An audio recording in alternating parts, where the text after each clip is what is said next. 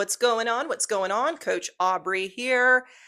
I'm going to talk about a subject that will change your life if you allow it to. And this is something I have helped hundreds of women with along their process. And I don't just regurgitate what I've learned from Tony Robbins, Joe Dispenza.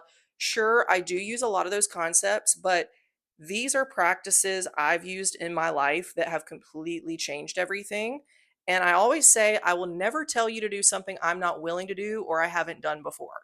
And so follow me on this video because we need to talk about how to actually maintain your changes, okay? And we're going to get a little deep into the onion on this. We're not just going to stay at the surface. So, if you get value, like and subscribe. Let's dive in, okay? If you want to actually transform, and I'm talking about you don't want to go back. Maybe it's you want to lose 100 pounds. Maybe it's you want to stop letting alcohol control your life. Maybe it's you want to end this toxic relationship. You're done. You have no more tolerance for it. Listen to this. If you're going to actually make this happen and not go back, you've got to think and behave greater than your environment. You have to think and behave greater than your environment. So let's dive into this. You make the decision, you're going to lose 100 pounds, you're sick of it. You're not going to live like this anymore. You wake up the next morning after you've made that decision and you look in the mirror, you still have the weight on you. You end a relationship and the next day you look at your phone, there's 20 missed calls from your crazy ex. There's going to be a hangover from this past life, right? Fill in the blank with anything. It might even just be your own mind. You have these habits. You're not used to breaking them, so your mind's still thinking like it did the day before. You have got to think and behave greater than your environment. So let's break this down because, like I said, I'm going to use my personal example. And hopefully, after I share this with you, it will show you that I'm not just talking the talk, I do walk this walk. And I want you to think about how it would apply to you. Leave a comment, and always you can send me a message. I'm on Instagram, The Sculpting Coach, Facebook, Aubrey Whitley. Message me, let me know what your thoughts are, or if you want to dive in deeper with this with me. I'm a coach. This is what I do. I help women rewire the way that they think and behave. Okay. For me, my breaking point was when, for like the second or third time, I'd woken up handcuffed to a hospital bed.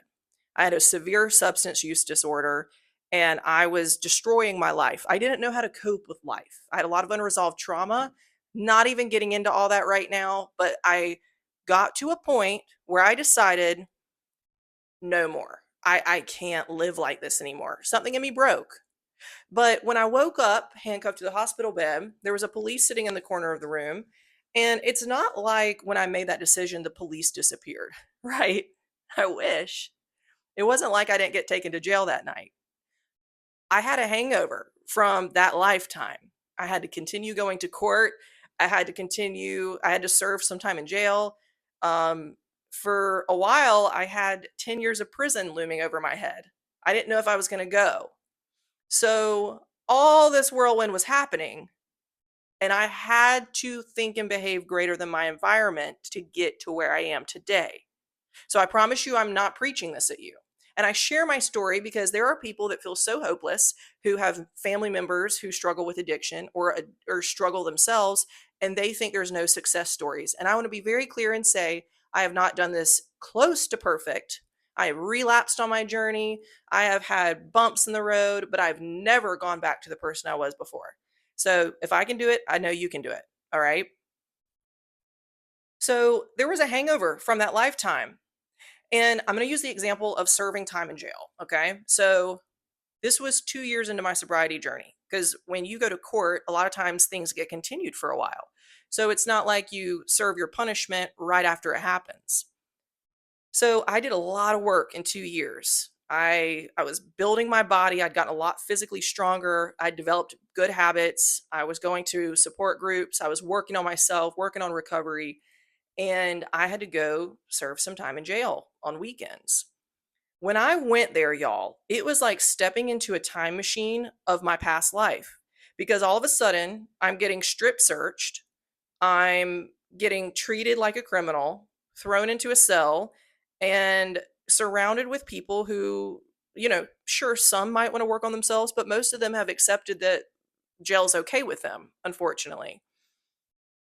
And that gave me a firsthand experience of being greater than my environment. So I didn't go to jail and act like I belonged in jail. I kept my mouth shut. I maintained my integrity. And that's just one example of so many. Okay. Like I didn't get there and complain about being in jail. I didn't get there and talk about how I don't deserve to be here. And and it just gave me this practice to step into a higher version of myself no matter what was going on around me. One more thing.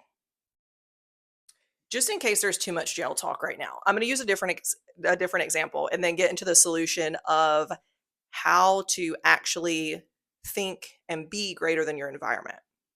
Here's another example. At one point after turning IFBB, I had an interview and I should have done more research on who was interviewing me because it was this podcast that, as I know now, is like a little sketchy. And it started off good, but then all of a sudden they started asking me disrespectful questions and they started treating me like I was a joke. And in that moment, that was another time to think and behave greater than my environment. The way they started acting was didn't even make sense in my reality. Like I don't surround myself with people like that. I don't entertain behavior like that. So I had to ask myself in that moment, I had to connect to my future version of myself, the highest version of myself and say, what do I do here? Like what would she do in this situation? And I kid you not, I just sat there when they started asking these questions and it was live, so people were sending questions in. So I'm reading these crazy questions these people were asking me and I just sat there like this. They would ask me a question, I sat there quiet. I just, like, gave them the silent treatment. So that way they could hear themselves talk, and then it gave them that chance afterwards to really be thinking, Wait, what did I ask?" And they started second guessing themselves. Then they go, "I'm sorry, if we're offending you, sorry, let's get on a new topic." And I just sat there quietly, and finally I said, "Do you wanna have a respectful interview, or should I end the call now?" I didn't joke about it. I wasn't disrespectful, just very straightforward. And they said, let's move on. I'm sorry about that. And they kept the interview. I finished out the interview. I'll never go back to that podcast, but that's just one example of how you continue to create this new version of yourself. People begin to treat you differently. You don't tolerate stuff anymore, but you have to think and behave greater than your environment. So it means don't laugh at jokes when they're at your expense. Don't pull up a seat to a table where people want to keep you where you've been. Even habits like what are you doing with your free time? Who are you spending time with? Where are you going on your free time? All these micro details in your life matter. So you always have to ask yourself, what is this future version of me where I want to be doing with her free time? When you do that for long enough, you begin to change the landscape of your life. But I really, if you hear nothing else, hear me say that when you make the decision to change who you are, there will be pushback for a while. You'll have a hangover from your past life, and that's there for practice. Don't look at that as a bad thing. That's just there for practice so you can continue to show up as this new version of yourself no matter what the conditions are around you. It does not take optimal conditions for you to become the best version of yourself. Because usually your schedule's not going to be open. Usually things aren't going to be perfect in life. Like life is going to happen and it's never going to be convenient to change. The most convenient thing is always going to be to default to who you used to be. But if you've had enough pain like I did, then you know that's not an option. You're not going back there. So just remember all these micro moments of your day, think greater than your environment and behave greater than your environment. And when you do this for long enough, eventually your environment's going to bend to you. And all of a sudden people are going to treat you different. People that know you're not going to keep showing up the way you used to will stop calling. You'll find yourself with a new group of friends and you'll find yourself with just a different life around you. You're going to be doing different things with your free time. You're going to be making connections that are such higher vibrations than they used to be. People that really want to keep expanding themselves are going to be drawn to you. It's the whole law of attraction, right? Whatever you put out, you're giving back. So when you're putting out high standards and you're setting the bar for yourself to be the highest version of yourself, you're going to attract people and opportunities that are the same. So I just want to leave you with this. No matter how much of a hole you feel like you've dug yourself into this point, I promise you, your life can look so different even 6 months from now. Hell, 3 months from now for some. I know everyone's situation is different, but don't ever feel like you are so stuck in a hole or you're so stuck in your ways that that's your destiny forever. Because if I would have done that, I'd probably be dead by now or I'd be in prison. And it's just not the truth. And it's why I'm so honest about my story. And it's why I'm so passionate about what I do. I feel like I could cry talking about this.